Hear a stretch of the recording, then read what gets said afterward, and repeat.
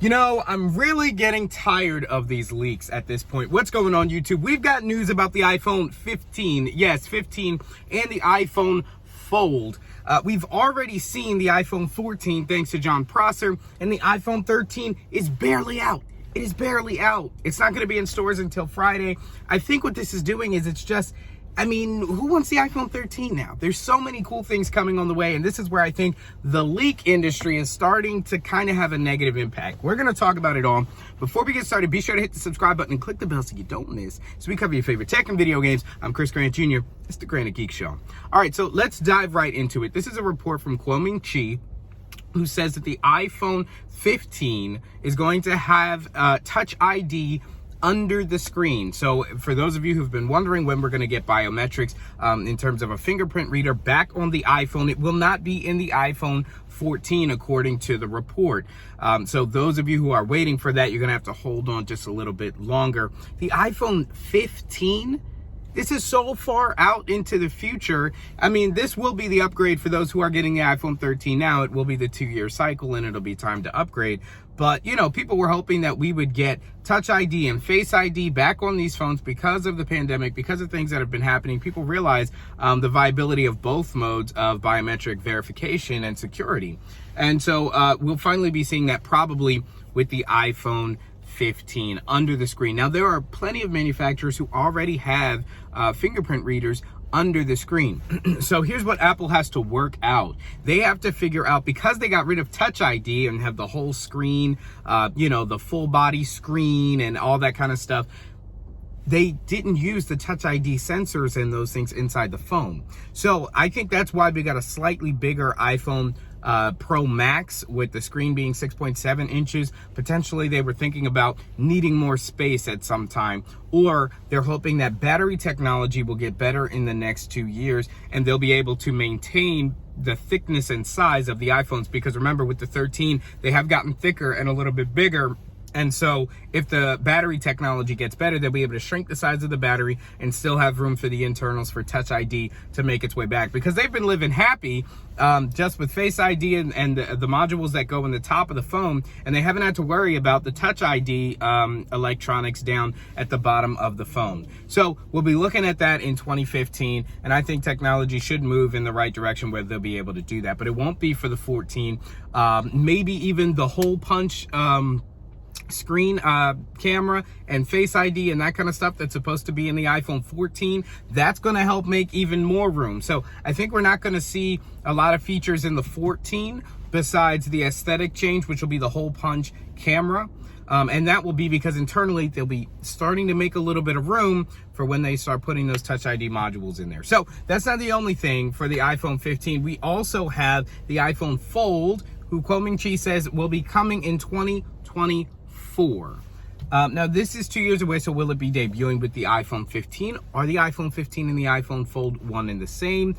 We don't know right now. I highly doubt that it's the same thing. Apple's never going to touch their flagship until they know that the Fold form factor is going to be a success. Apple's always slow in implementing changes. They would never touch the iPhone without knowing that it's a sure thing. So I think the iPhone Fold, which we should be seeing in 2024, I think it is going to be a hit. I already have the iPad Pro and the iPhone, and a device that combines the two of these would be amazing, and I would definitely, you know, just take my money here, take it. Yeah, so definitely the iPhone Fold is supposed to be there. We're not sure on the screen size. It should be about 1.5 to 2 times the screen size of the iPhone, maybe 13 Pro Max. That would be pretty nice, and it would basically cannibalize and destroy the iPad mini for sure. But we'll see what happens with that. But again, I think the philosophy behind all these leaks is that we wait so long for these devices every year. Everyone gets so excited for the new iPhone to come out, and then we have the leak of the iPhone a whole year out, and it just dampens the mood and the excitement for the new iPhone that is out now. You know, this iPhone gets promotion and a better camera. That's nice. But some people want that notch gone, and now they're thinking about iPhone 14. Some people who were going to upgrade to iPhone 13, and Apple doesn't want this probably, because people who are going to buy their phone this year are probably saying, I got the 11, I got the 12, I'll stick around, I'll wait another year for the 14. They don't get their 13 purchase, waiting for that 14. And then again, there's also the chance of these reports being wrong and this stuff being changed up, or, you know, there's a chip shortage, a global chip shortage that is getting bigger and bigger apparently by the month. It's having more and more of an effect. The ripple effect is crazy. So yeah, I think that leaks, are just, they're dare I say toxic? No, I wouldn't say that, because of course we're always excited to hear new technologies that are coming, but I think in the same way it can be damaging when it comes to managing expectations for these devices, and it does lead to disappointment, as we saw earlier with the M1 iPad Pro and software that could be coming out for it. Now, they have finally allowed the iPad Pros, just a side note here, they have allowed them to use more of their RAM capacity, up to 12 gigabytes for those who have 16 gigs of RAM. So that's a good thing. But again, it's like the hope is that Apple would do something with it, but they probably won't. So then the hope is third-party manufacturers, LumaFusion and stuff, they'll do more with it.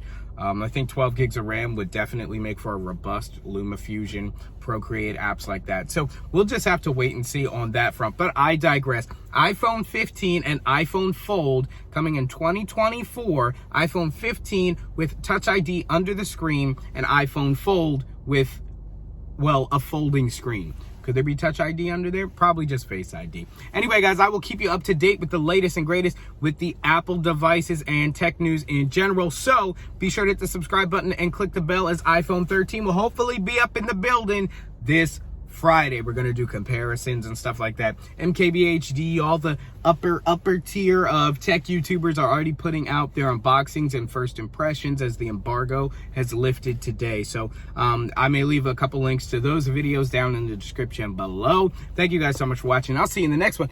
Wait, no, that's the WeSibs outro. As we cover your favorite tech and video games, I'm Chris Grant Jr. It's the Grant Geek Show.